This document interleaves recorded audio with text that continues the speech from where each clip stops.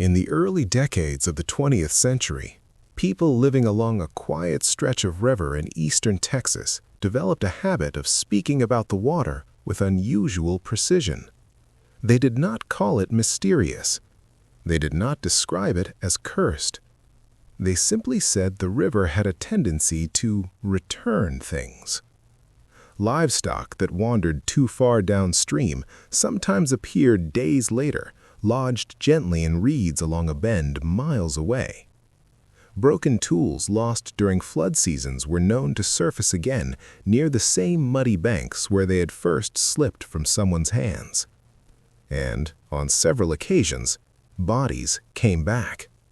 This was not widely discussed outside the county. Rural communities often kept difficult facts contained within familiar boundaries. The sheriff's office filed reports. A justice of the peace signed papers. The local paper printed brief notices that did not invite further curiosity. Still, among those who worked the land near the water, a pattern began to form in memory. Someone would disappear. A few days would pass, and then the river would deliver the person back. Not far from where they had entered. Sometimes the bodies appeared caught in shallow sandbars.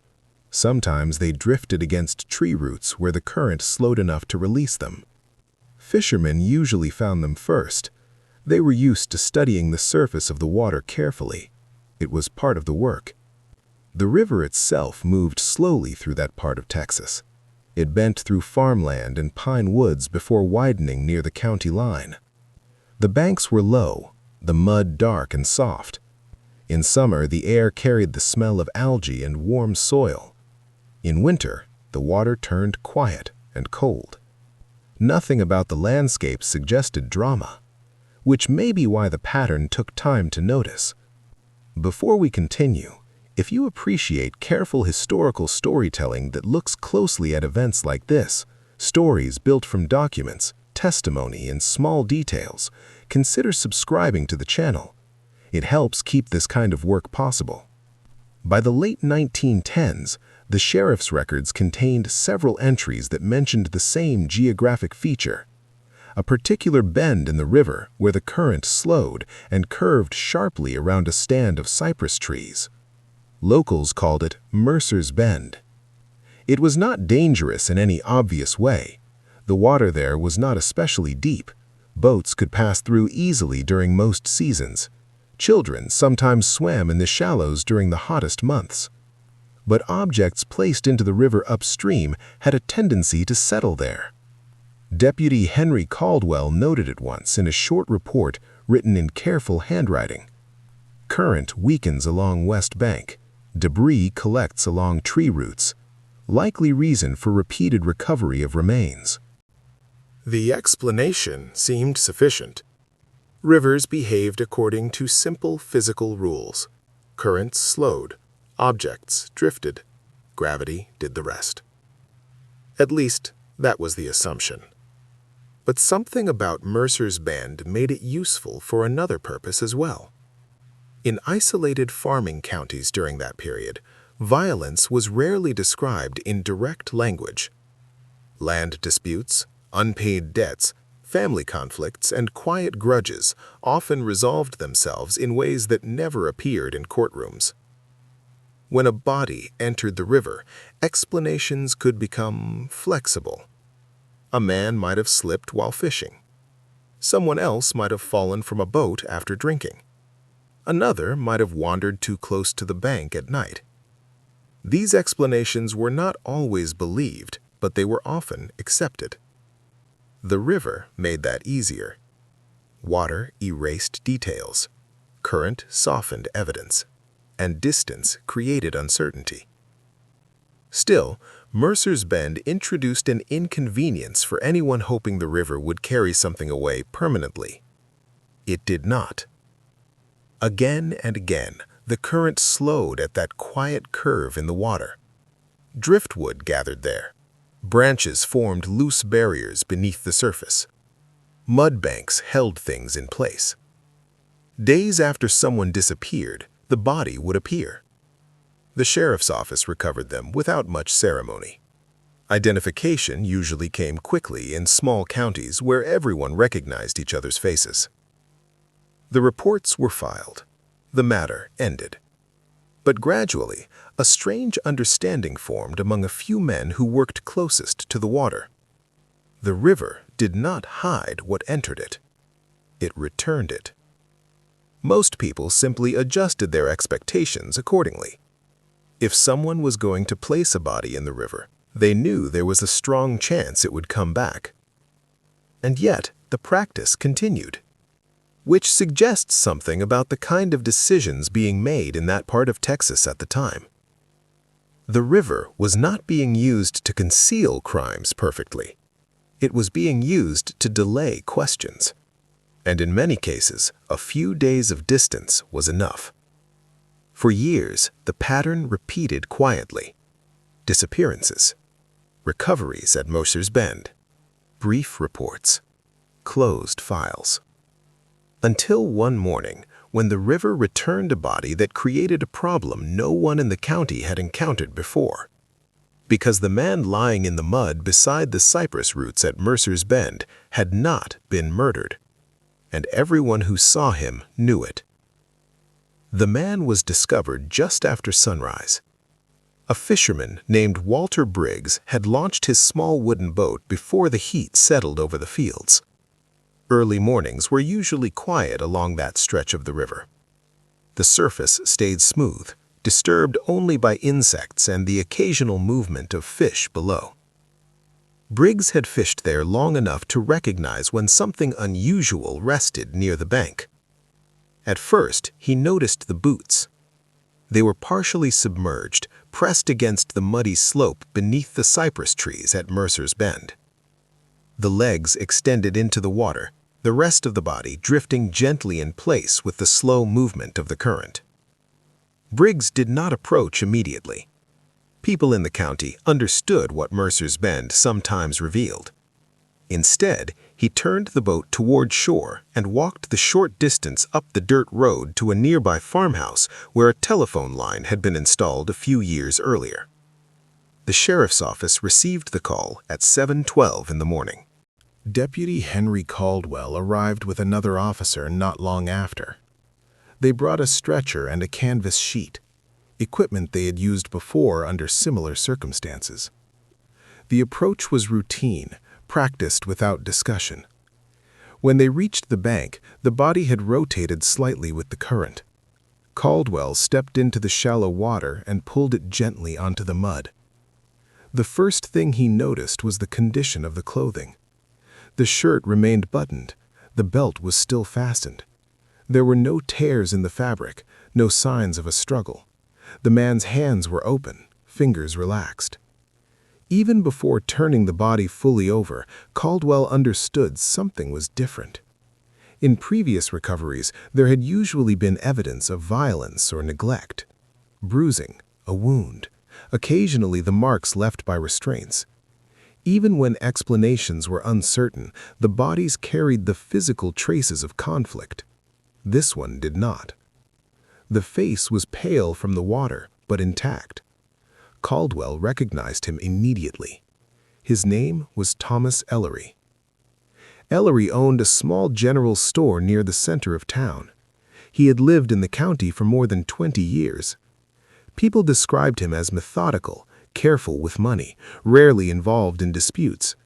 His store ledger was known for its precise entries and steady handwriting.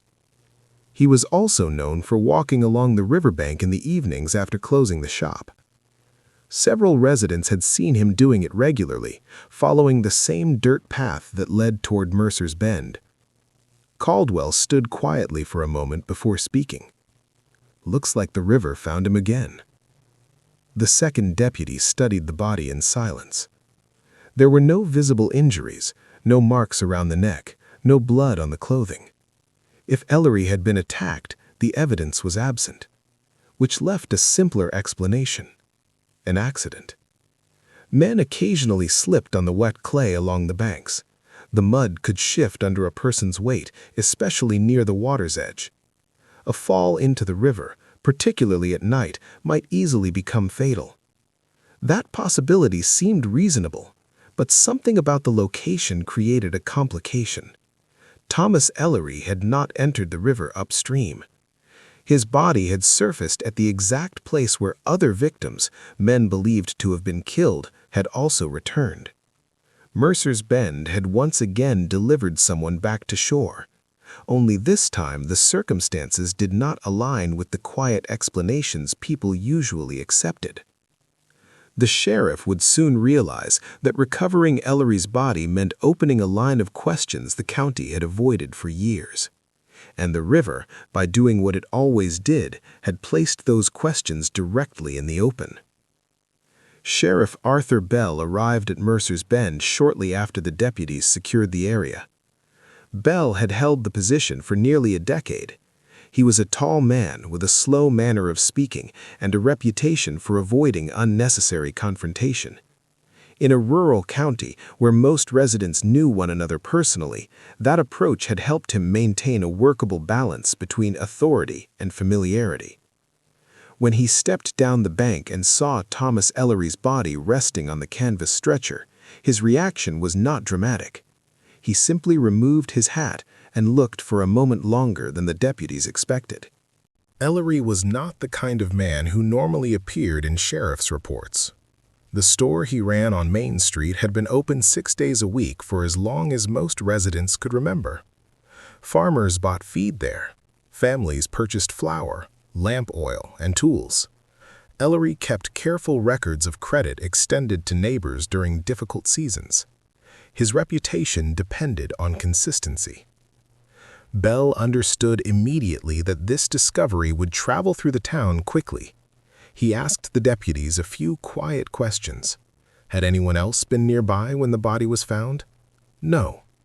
Were there signs of disturbance along the bank? None that they could identify. Had Ellery been reported missing? Not yet. That answer made Bell pause slightly. Ellery lived alone in a small house 2 blocks behind the store. He had never married and had no immediate family remaining in the county. It was possible that his absence had not yet been noticed. The store would not open for another hour. Bell examined the body more closely. The clothing remained orderly. The boots were intact. The pockets contained ordinary items, a folded receipt, a handkerchief, and a small brass key attached to a thin ring. Nothing appeared disturbed. Caldwell mentioned the same thought that had already crossed Bell's mind. If he fell, it must have happened close by. Bell nodded but did not answer immediately. If Ellery had slipped along the bank near Mercer's Bend, the current would not have carried him far before the body settled in the same place other objects often gathered. The river's movement there was predictable. Debris accumulated against the roots of the cypress trees where the water slowed. It was a reasonable explanation. Still, Bell understood the complication that now existed. For several years, the county had quietly accepted that some bodies discovered at Mercer's Bend were connected to conflicts that never reached courtrooms. The river had occasionally delivered victims whose deaths no one pursued aggressively. Ellery did not belong in that category. He had no known enemies, no financial disputes that anyone had reported, no history of trouble. And yet his body had appeared at the same precise curve of water. Bell looked out across the river for a moment. The surface moved slowly beneath the morning light, carrying small branches and leaves along its path. "What time did Briggs say he saw him?" Bell asked. "Just after sunrise," Caldwell replied. Bell nodded again. The situation would require a formal examination, even if the outcome proved simple. An accidental fall could be documented, a report could be filed, the county physician could confirm drowning. But Bell knew that Mercer's Bend had already developed a reputation inside the sheriff's office. And once that reputation entered the conversation surrounding Thomas Ellery, the explanation of an ordinary accident might not remain sufficient for very long. By mid-morning, the body had been moved to a small examination room behind the county courthouse. The space was not designed for formal forensic work. It served mostly as a temporary holding area when the sheriff's office needed a physician to determine cause of death. Dr. Samuel Carter arrived shortly before noon. Carter had practiced medicine in the county for nearly 15 years. His work covered everything from childbirth to farm injuries, and occasionally the quiet task of confirming how someone had died. The tools available to him were limited compared to the facilities in larger cities, but experience had made him careful in his observations. He removed his coat, washed his hands in a basin, and approached the examination table where Thomas Ellery lay beneath a sheet. Sheriff Bell and Deputy Caldwell remained in the room, standing a few steps back. Carter uncovered the body slowly. At first glance, the condition of the remains supported the simplest explanation. The skin carried the pale tone typical of a person who had spent several hours in water. The clothing was damp but otherwise undisturbed. No obvious injuries appeared along the arms or torso. Carter examined the face, then the hands. "Any witnesses?" he asked quietly. Bell shook his head. "Fishermen found him early this morning. No one saw him enter the river." Carter nodded and continued the inspection. He checked the neck, turning the head slightly from side to side. The skin there showed no bruising. He pressed gently along the ribs and collarbone. Nothing suggested blunt force. When he examined the back of the head, he paused briefly, though his expression remained neutral. "What time was he last seen?" Bell replied. "Yesterday evening. Closed his shop around 6, same as usual." Carter resumed working methodically. He opened Ellery's mouth to inspect the airway, then checked the lungs by applying pressure along the chest. The familiar signs associated with drowning were present, though Carter did not comment immediately. Several minutes passed in silence. Finally, he covered the body again and dried his hands with a towel. "Cause appears consistent with drowning." The statement was expected. Bell had anticipated it from the moment the body was recovered. In most cases, that conclusion would have ended the matter, but Carter did not step away from the table right away. Instead, he glanced toward the sheriff. "There is one detail worth mentioning," he added. Bell waited. Carter spoke in the same calm tone he used when discussing routine medical matters. "His lungs contain river water, which indicates he was alive when he entered the current." Bell nodded slowly. "That matches what we assumed." Carter folded the towel and placed it beside the basin. "Yes," he said, "but there are no signs he struggled." The room grew quiet again. In cases where a person drowned accidentally, there were often small indications of panic: scratches from grabbing branches, torn fabric from attempts to pull free, mud beneath fingernails where someone tried to climb the bank. Ellery's hands were clean. His clothing remained orderly. His body carried none of the minor disturbances Carter usually expected to see. Bell considered this carefully. "You're saying he didn't fight the water?" Carter met the sheriff's gaze. "I'm saying," he replied evenly, "that when he entered the river, he did not attempt to escape it." By early afternoon, word had reached most of the town. The general store remained closed. The wooden sign that usually hung beside the door had not been turned to indicate business hours. A few residents paused outside during the day, reading the small notice the sheriff's office had placed in the window, confirming that Thomas Ellery had died the previous evening. No explanation was offered beyond the basic statement. Inside the courthouse, Sheriff Bell sat at a desk covered with documents that had been collected from Ellery's store. Deputy Caldwell had spent the morning gathering them: ledger books, receipts, a small lockbox containing the week's deposits, and several folded letters that had been found inside a drawer behind the counter. Bell began with the ledgers. The handwriting was careful and steady. Each purchase had been recorded with the same narrow pen strokes Ellery had used for years. Farmers' names appeared beside columns of flour, salt, nails, lamp oil. Several entries included small notes indicating when debts had been repaid. Nothing suggested financial trouble. Ellery's accounts were balanced to the nearest cent. Bell turned a few pages further and noticed a pattern that did not immediately seem unusual but gradually drew his attention. Several customers had closed long-standing credit lines during the previous month. Some of those debts had been open for years. Rural stores often allowed farmers to purchase goods on credit until harvest season provided the money to settle accounts. Ellery had managed that arrangement carefully, but the timing was curious. 3 separate accounts had been cleared in full during the same week. Bell recognized the names. Each man owned land along the river road not far from Mercer's Bend. He closed the ledger and set it aside. "Did anyone mention trouble at the store recently?" Bell asked. Caldwell, who had been reviewing the letters at another desk, shook his head. "Not that I heard." Bell leaned back slightly in his chair. Ellery was known for his predictable routine. The store opened at the same hour every morning and closed before dark. In the evenings, he sometimes walked along the river path before returning home. Residents had come to see that habit as ordinary. But Bell now wondered whether those walks had served another purpose. "Did you check the house yet?" he asked. "Not yet," Caldwell replied. "Figured we'd finish here first." Bell nodded. The letters on Caldwell's desk appeared unremarkable. Supplier invoices, advertisements from wholesalers in Dallas, notices about delivery schedules. None contained anything personal. Yet, something about Ellery's final evening remained unresolved.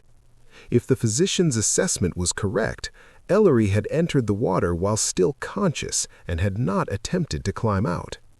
That possibility suggested a decision rather than an accident. But Bell found it difficult to reconcile that idea with the man he knew. Ellery was cautious, quiet, methodical in small matters. Men like that rarely ended their lives suddenly. Bell stood and walked toward the courthouse window. From there, he could see the dirt road leading toward the river, the same path Ellery often followed after locking the store. The distance was not far. A person could reach Mercer's Bend on foot within 15 minutes. Bell remained there for a moment before speaking again. "Let's take a look at his house," he said.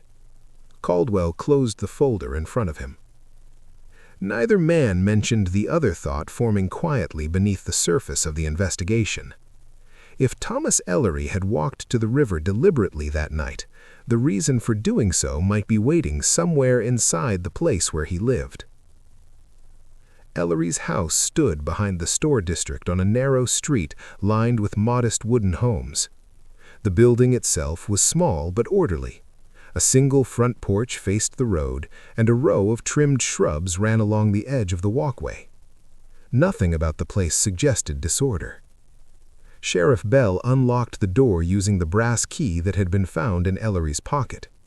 The hinges opened without resistance. Inside, the air carried the faint smell of paper and lamp oil.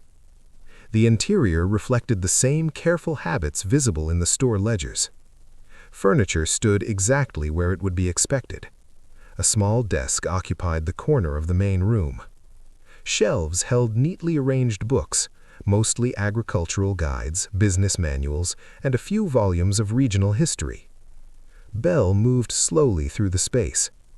A coat hung beside the door. The kitchen table was clean, with a single cup placed upside down on a cloth. Nothing appeared disturbed. Caldwell checked the bedroom. The bed was made.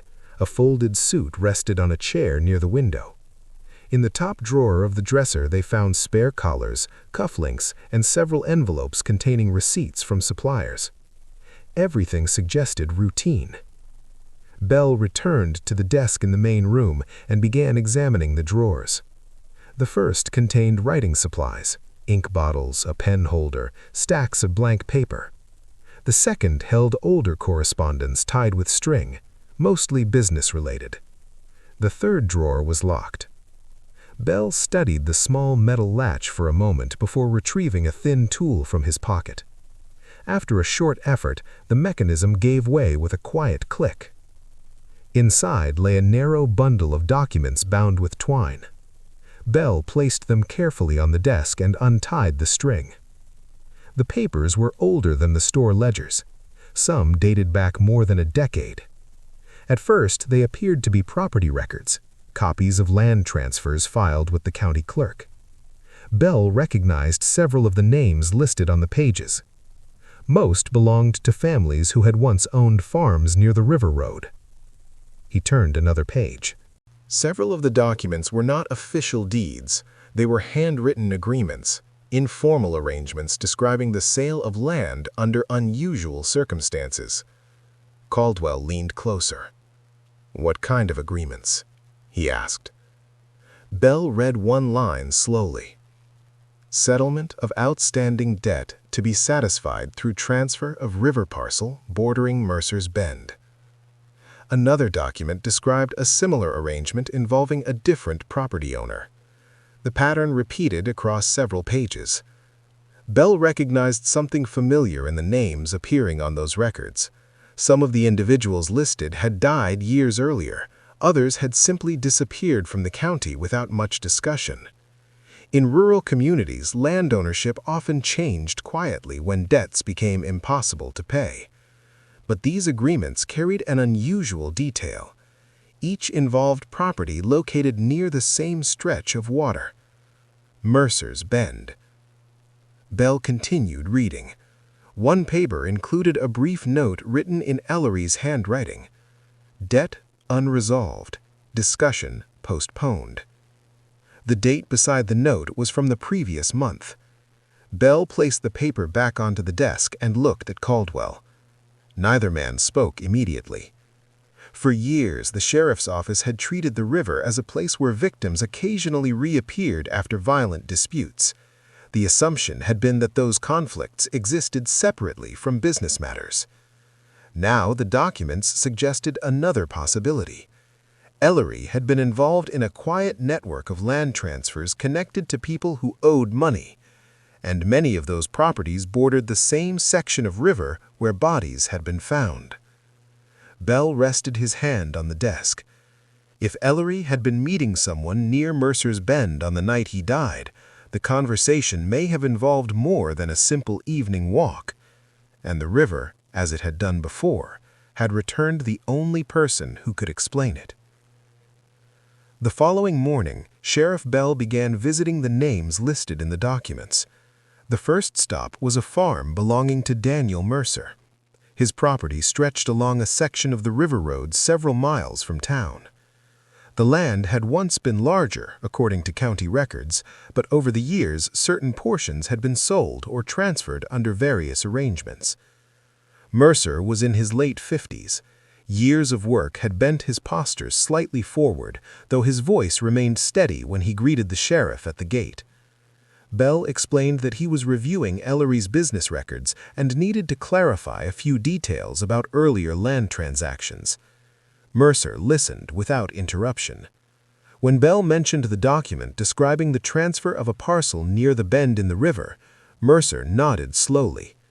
"That was years back. Hard season. Had to settle a debt." "Was Ellery the one who handled the agreement?" Bell asked. Mercer wiped his hands on a cloth before answering.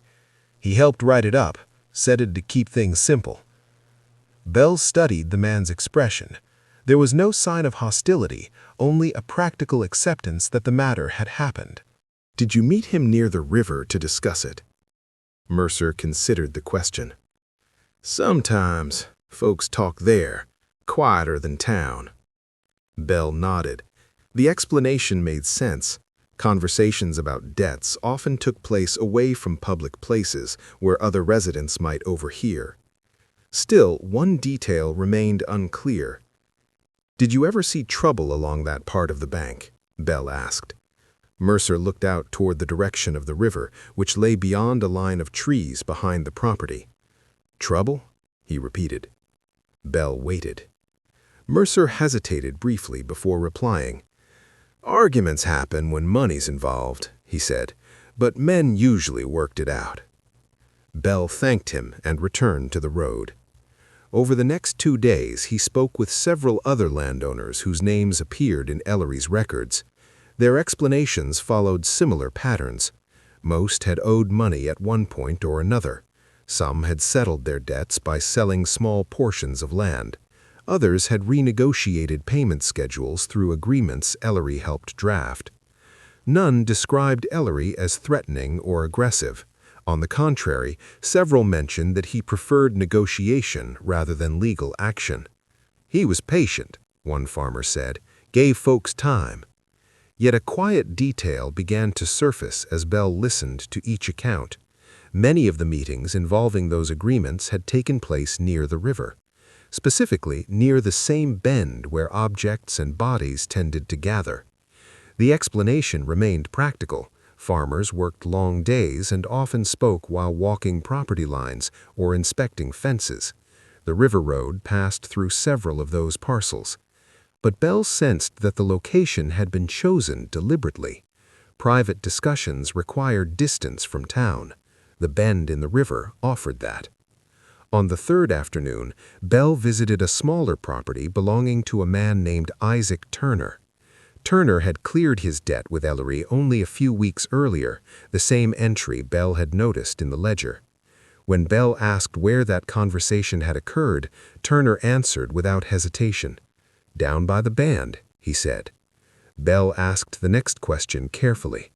"Did anyone else meet you there that night?" Turner shook his head.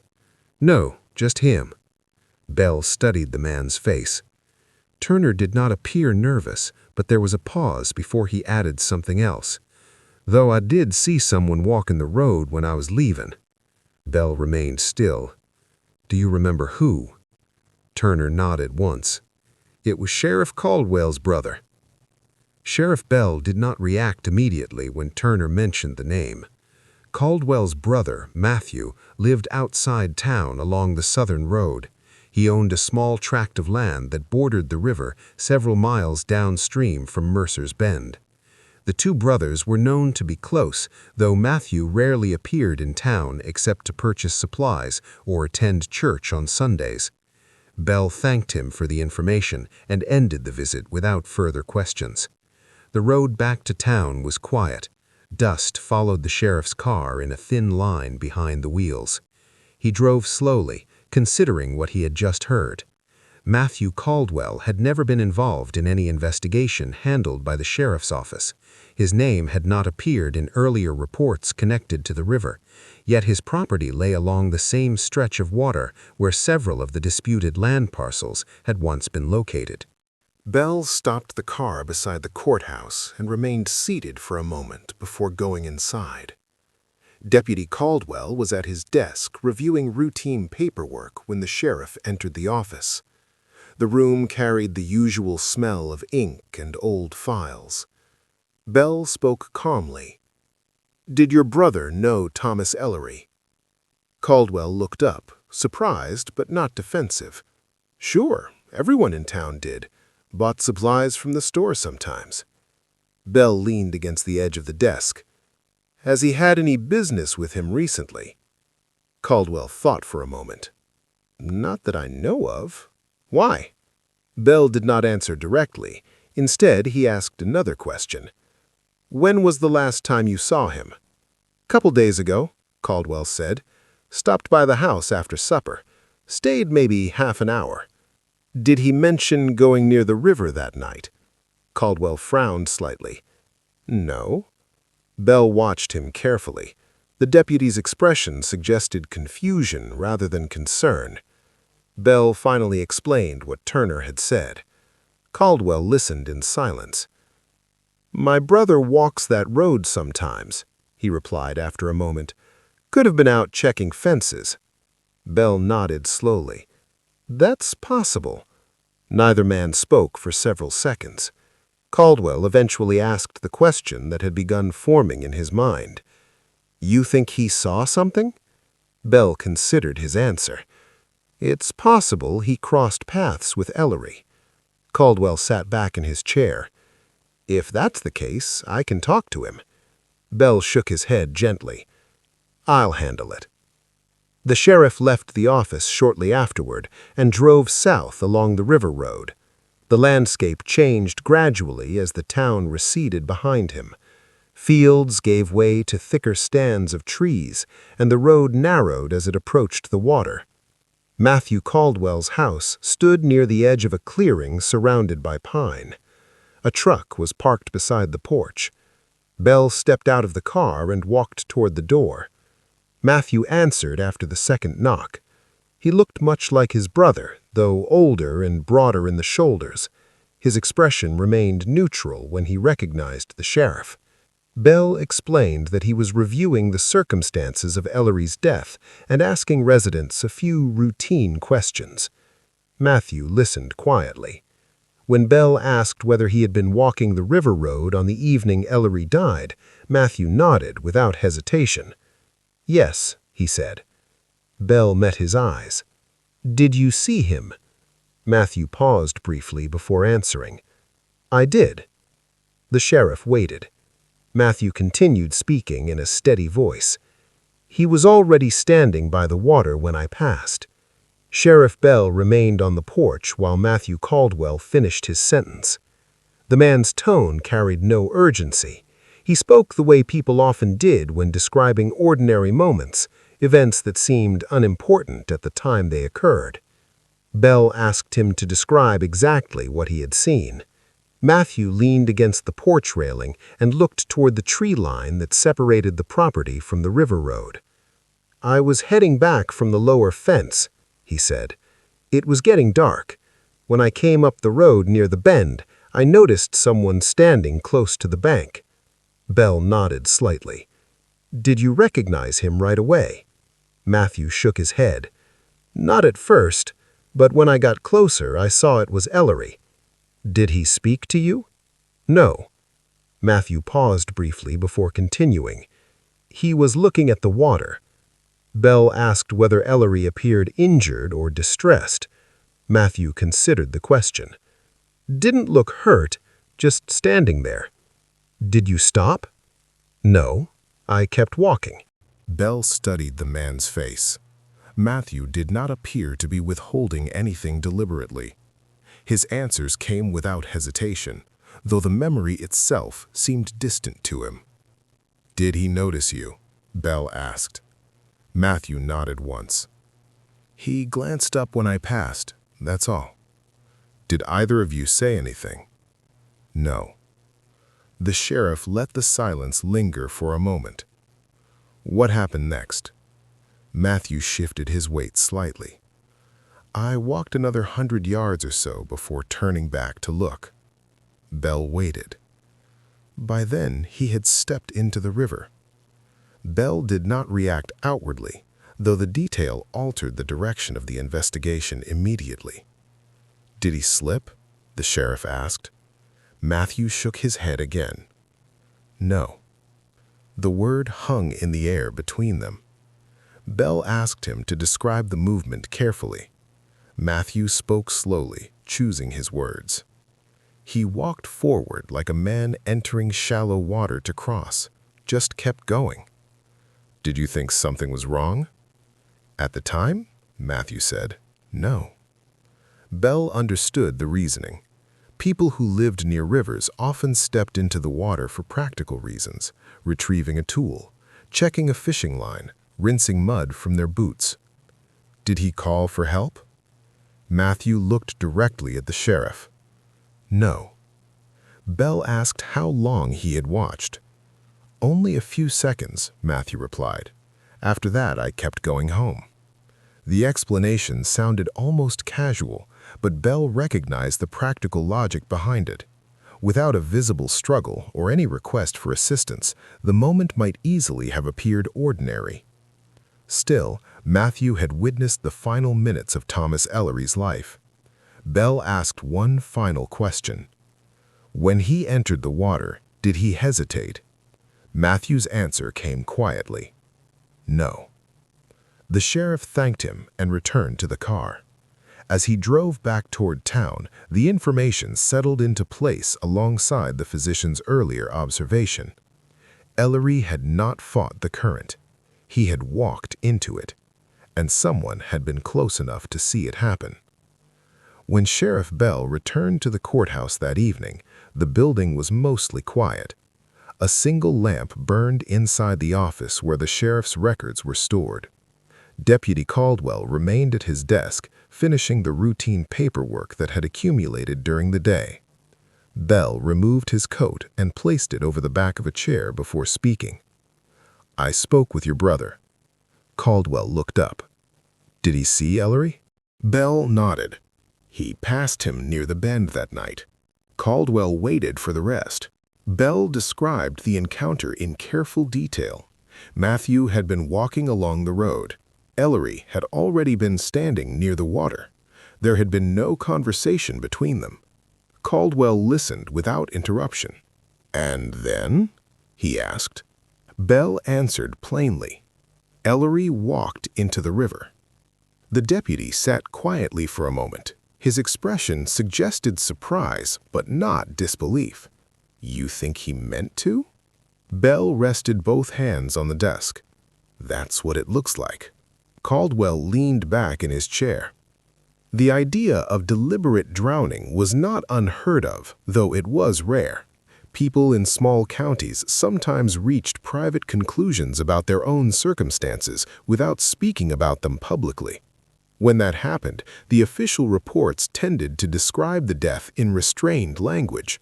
Still, the question remained, why would Thomas Ellery choose that place?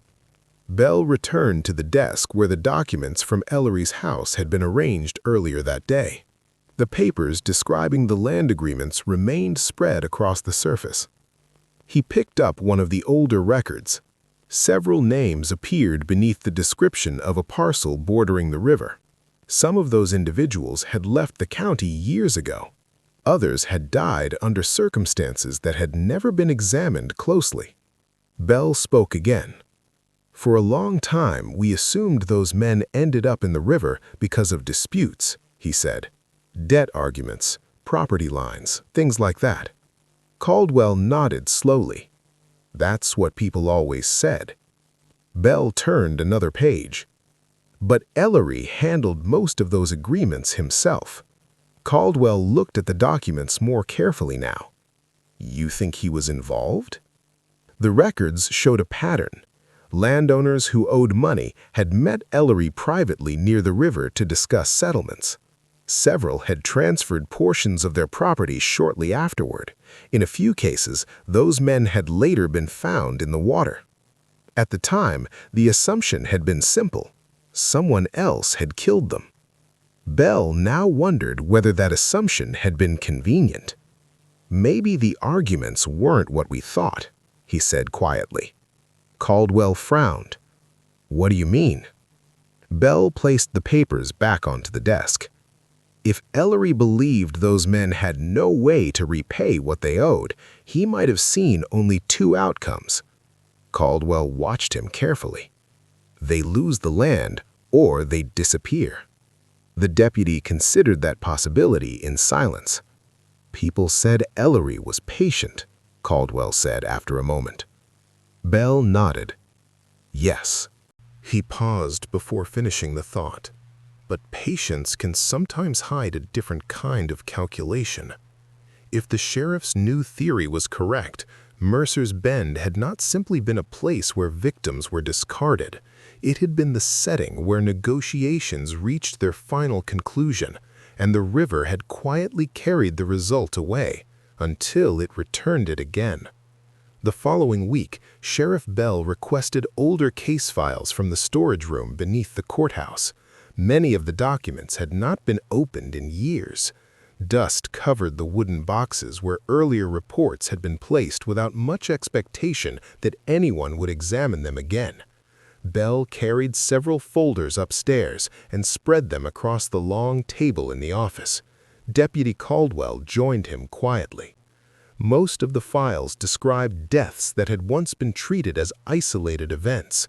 A man missing after a debt dispute, another discovered along the bank several days after leaving town. In each case, the explanation had settled quickly into the same general assumption: an argument had turned violent somewhere near the river. Bell read the statements again with a different perspective. In many of those incidents, Thomas Ellery's name appeared indirectly. Sometimes he had been the person who arranged payment plans between farmers. Sometimes he had helped record agreements involving land transfers after debts became impossible to repay.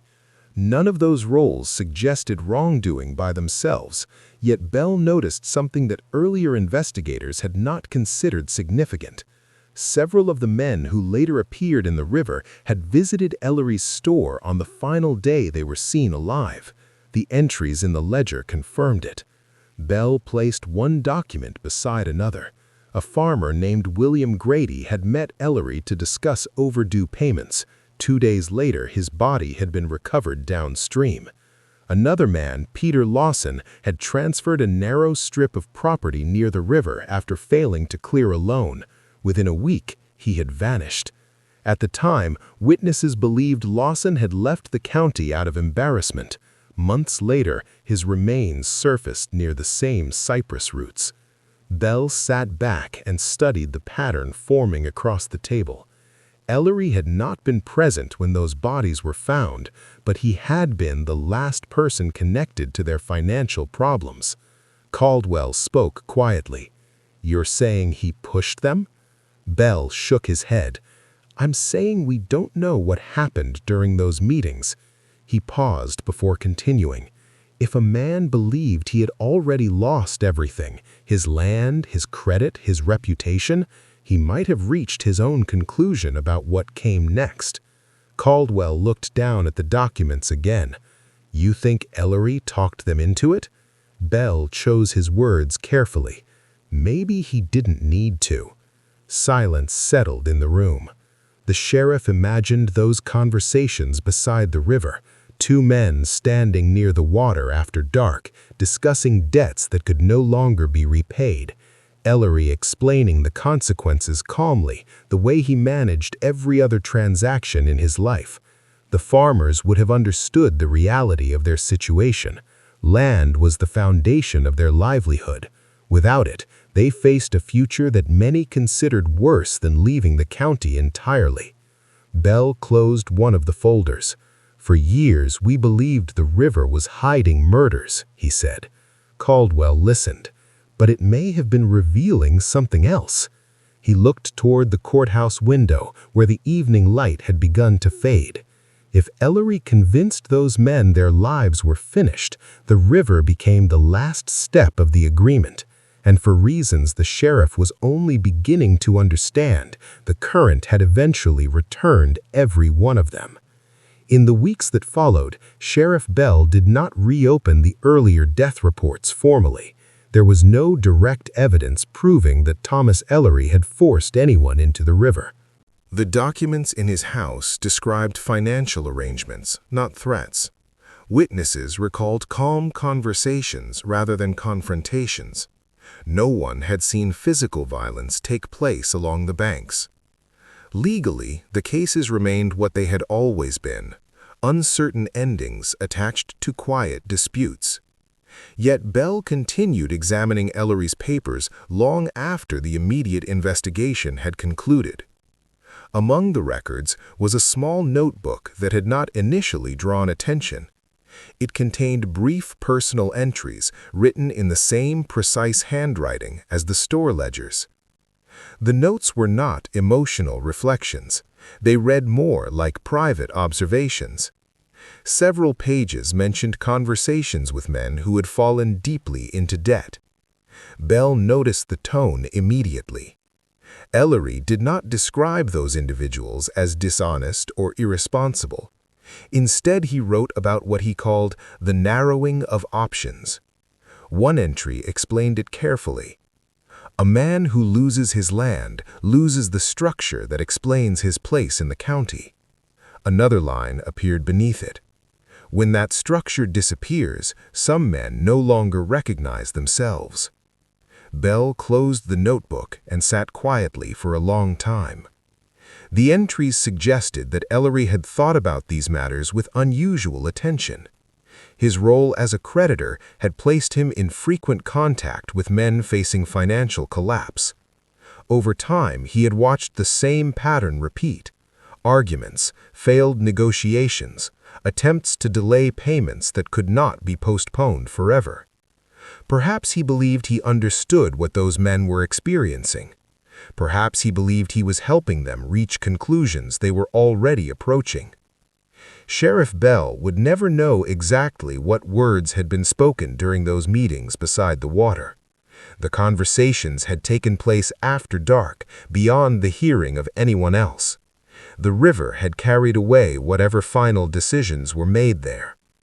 But the notebook revealed one final entry, dated the day before Ellery died. The sentence was short: "The arithmetic now includes me." Bell read it several times before placing the notebook back inside the file. Ellery's business had been stable for many years, but recent ledger entries showed that several large debts had gone unpaid. The land he had acquired through earlier agreements no longer held the value it once did. A poor harvest season had affected nearly every farm in the county. For the first time in decades, Ellery himself faced the same narrowing circumstances he had once explained to others. On the evening he walked toward the river, he may have believed he was following the same quiet logic he had witnessed many times before. When Matthew Caldwell passed him along the road, Ellery was already standing near the water's edge. A few moments later, he stepped forward.